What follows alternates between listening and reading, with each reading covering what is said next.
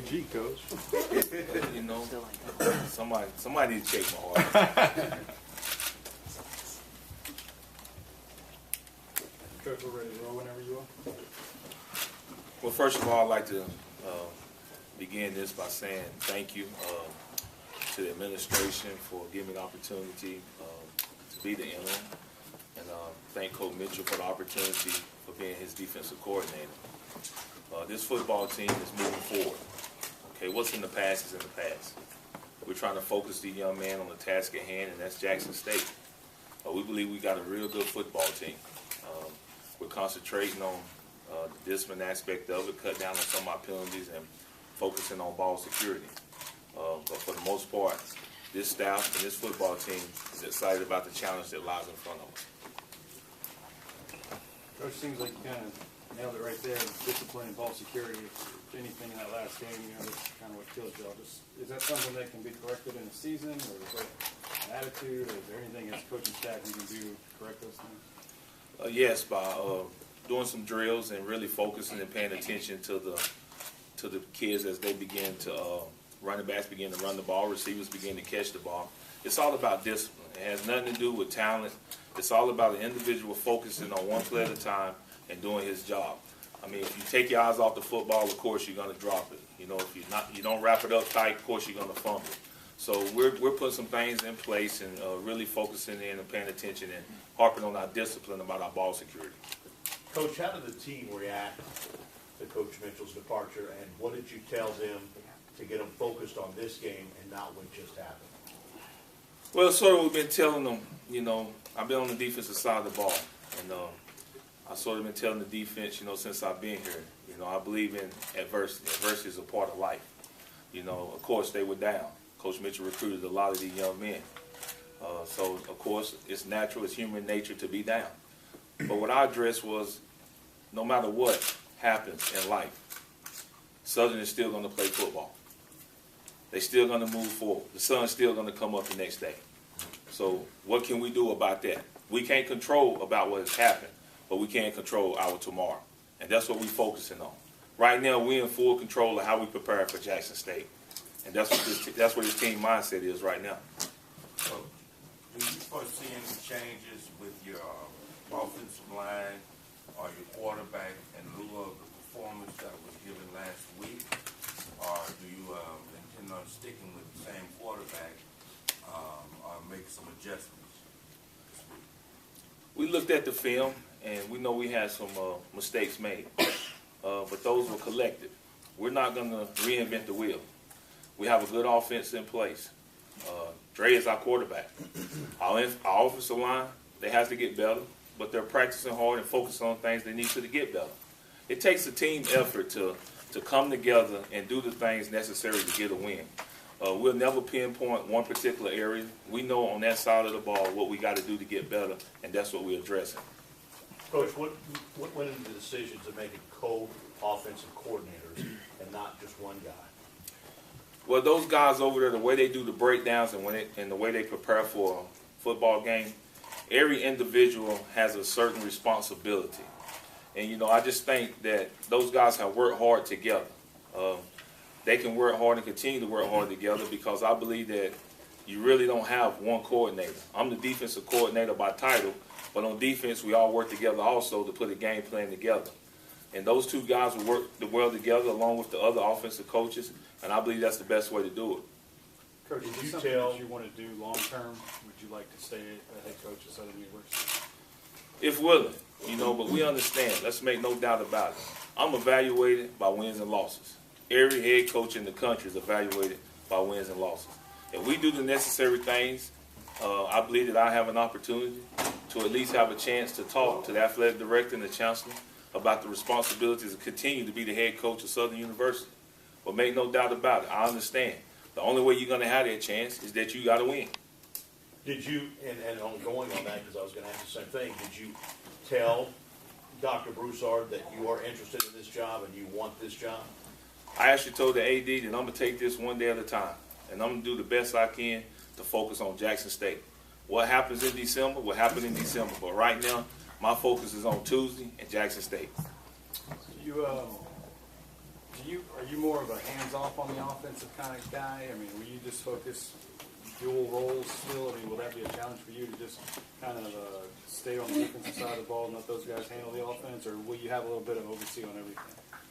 Of course, I'm going to continue to run the defense, and I will be meeting with the coordinators and setting in on the offensive meetings and making sure that we have a game plan. We have an offensive game plan, we have a defensive game plan, and we have an overall game plan for the success of this football team.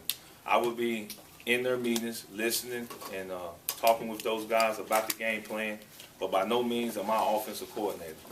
I'm a defensive-minded individual, but I'm going to make sure that my offensive guys are doing the necessary things for the team to be successful.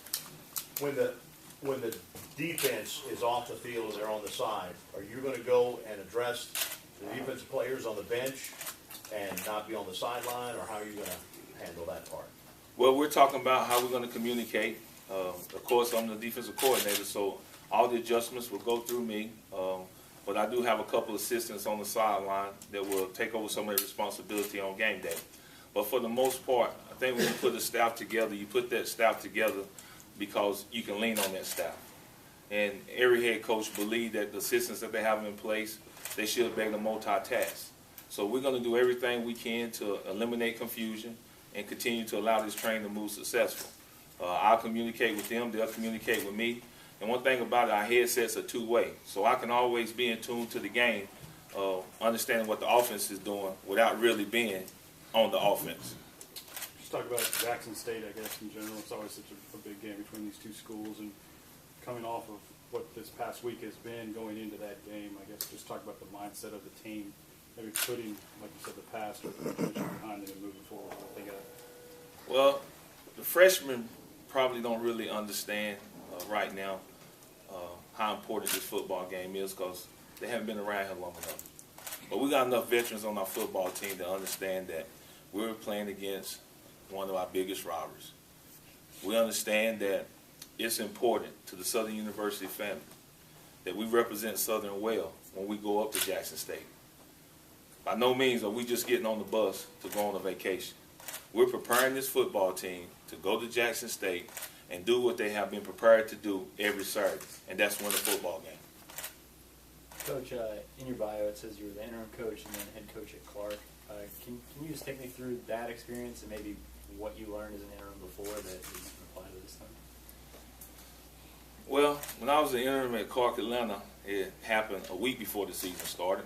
So you had a little bit more time to prepare yourself for the team and get everything situated. The transition has been smooth. Coach Mitchell has been great. The administration has been great. And all the support staff has been great. You just have to understand that when you understand that things happen and you can't control them, but you're in full control of what you do, when I focus like that, everything's all right. It's not a tough transition. It's just I'm going from defensive coordinator to head coach. You're assuming more responsibility, but in actuality, I'm still a football coach. And I believe I was prepared to be a head coach.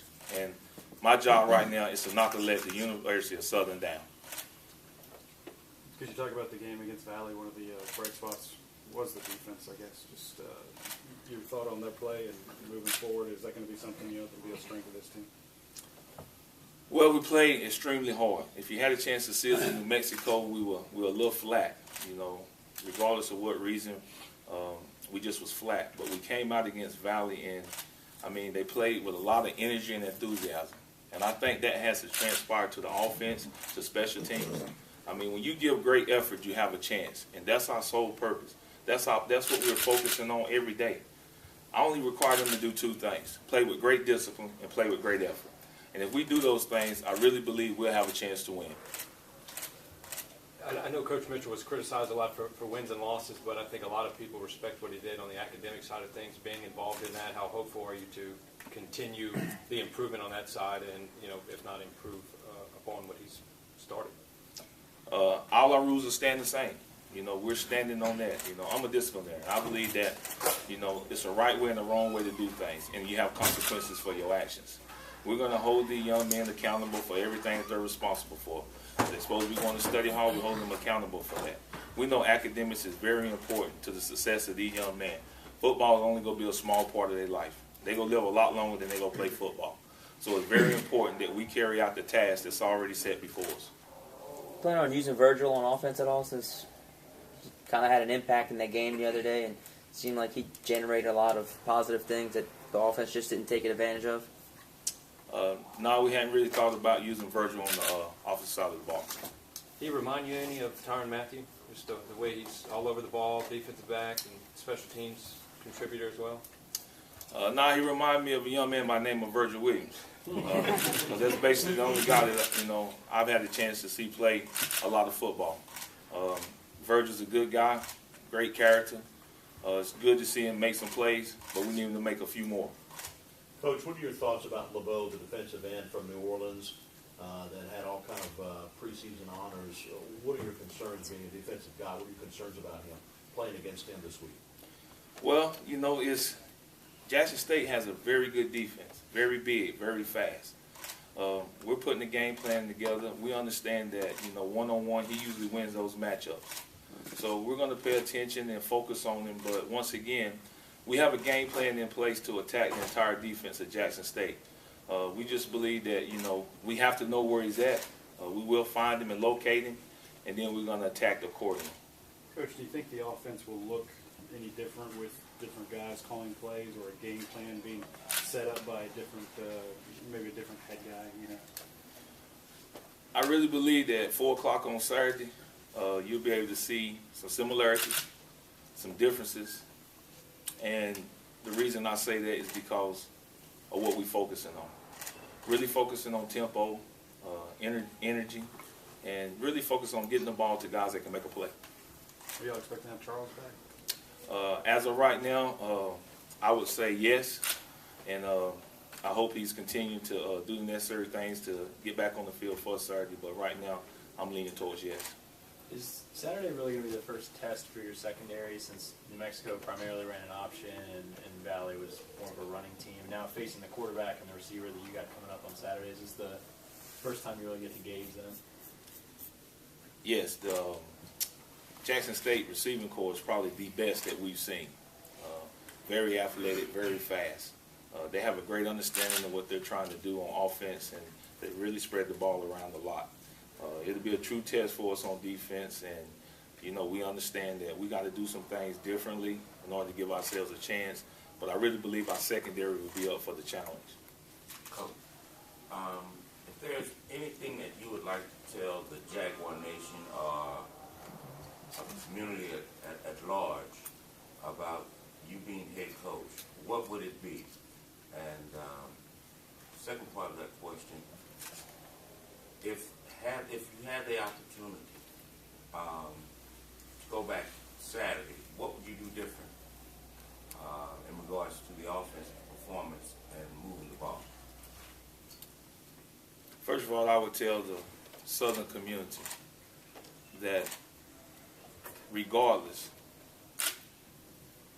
of the situation, regardless of the outcome, you're a Jag. This football team needs you. They need you to be supportive of them. It's tough. But one thing I can ensure, that when you see that football team play on Saturday, you'll see a disciplined football team that gives tremendous effort. I don't live in the past. What's done last Thursday is done. Because if I could have done anything differently, I should have done it on Thursday. I'm looking forward to Saturday. Coach, who's going to start at running back? Coleman and Zekwe, McCain? Probably Darius Coleman. He's carried the ball well for us. We do have a couple of running backs that are coming back, working their way back in there. But I believe Darius Coleman has earned the right to continue to be the starting running back at Southern University. We have time for one more question. Obviously, the change was made for a reason. Do you feel that, with the discipline and the dedication maybe that you hope to bring, that it could turn around this year, not knowing your roster won't change? We have enough talent. We have to get that talent playing together. We have to get that talent going forward, and we got 9 games remaining. We're 0-0. That's how we're looking at it. We're going to focus one game at a time. And I really believe that this is a good football team. But this football team has to show that it's a good football team. And it's our job as coaches to make sure we get everything out of them so that when they go out on Saturday, that is what they give the Southern University Jag Nation. Thank you, Coach Odums. Yes, sir.